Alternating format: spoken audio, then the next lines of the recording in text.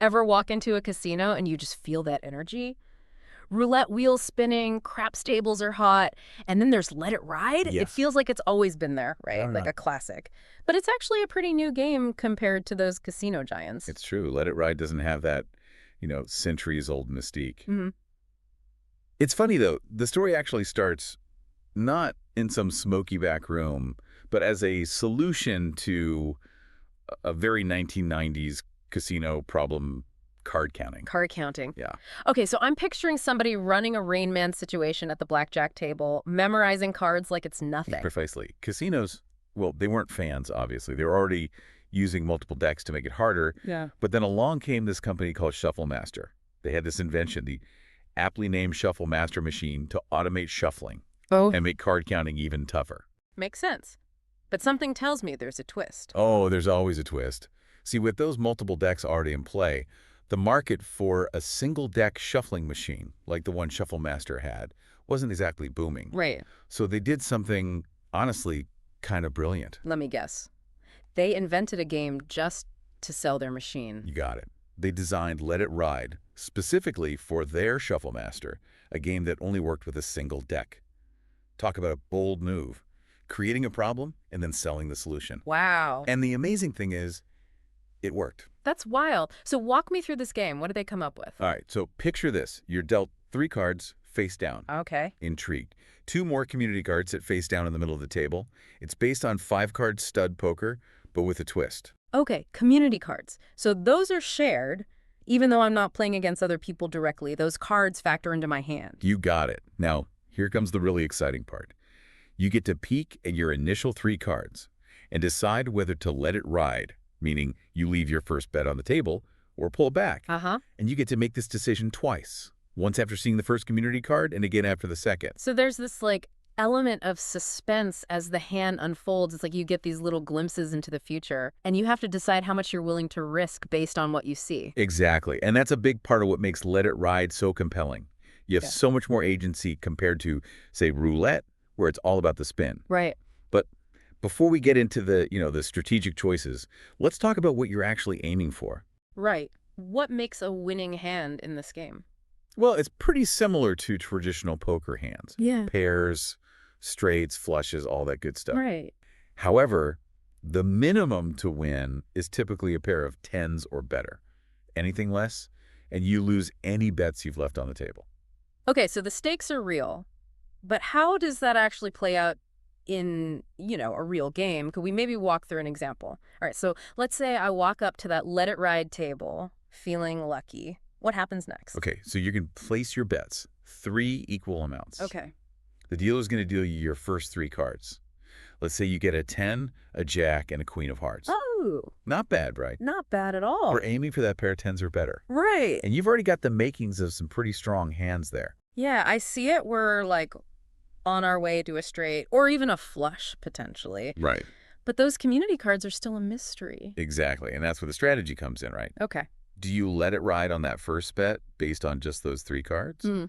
Or do you play it safe and pull it back? What's your gut telling you? I think I'm feeling the heat of the moment. I'm going to let it ride on that first bet. Let's see what the dealer reveals. All right.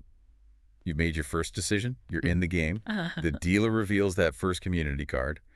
It's a 9 of diamonds. Ooh. Now things are getting interesting.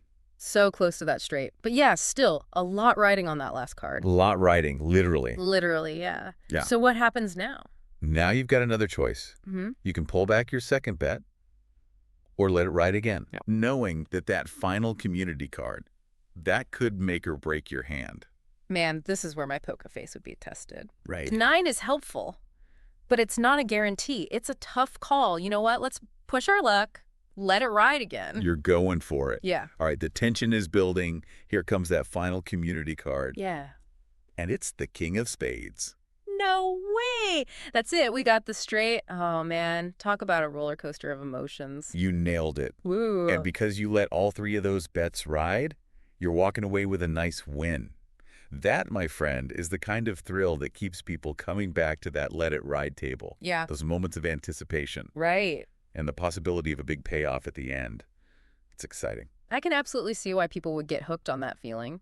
But I imagine not every hand is that dramatic. What about those times where maybe you're not dealt such a promising starting hand? Right, right. Well, that's where, the kind of strategic depth of let it ride Mhm. really comes into play. So let's take the example of your dealt a pair of tens, Right, the minimum for a payout. right. It's tempting to just go all in, right? Let those bets ride. But with two community cards still to come, there's a real chance it might not improve. So even with what seems like a good hand, you still have to be smart about it, Exactly. weigh the odds, Yeah, maybe pull back a bet or two, minimize potential losses. exactly. It's that constant balancing act, right? Yeah, Of risk versus reward. right. And that's what makes it so engaging. You're not just along for the ride. You're actively making choices that can impact how this whole thing is going to play out.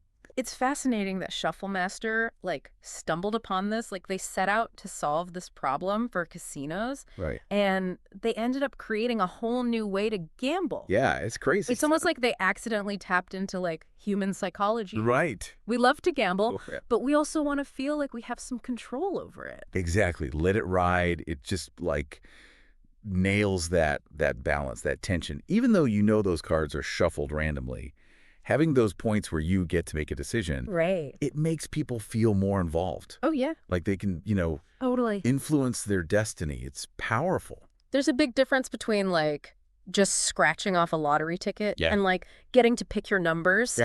Yeah. The odds might be the same, Right. but it feels different. Yeah. That psychology of it, that illusion of control Right. can be really powerful, and that's what sets it apart. So would you say Shufflemaster pulled off one of the all-time great marketing Oh, scenes? I mean, they started with this niche problem, Right. trying to sell a single deck shuffling machine, Right. and they ended up creating this casino staple Wow. enjoyed by millions of people. It's kind of amazing. Yeah. It makes you wonder what other, brilliant innovations are out there. Totally. Just waiting for the right, opportunity to come along. Exactly. This whole deep dive into Let It Ride, Yeah. it's like a reminder that even the things that seem familiar Right. can have these really interesting stories behind them. Who knew a card game could be a case study in marketing and psychology? Exactly.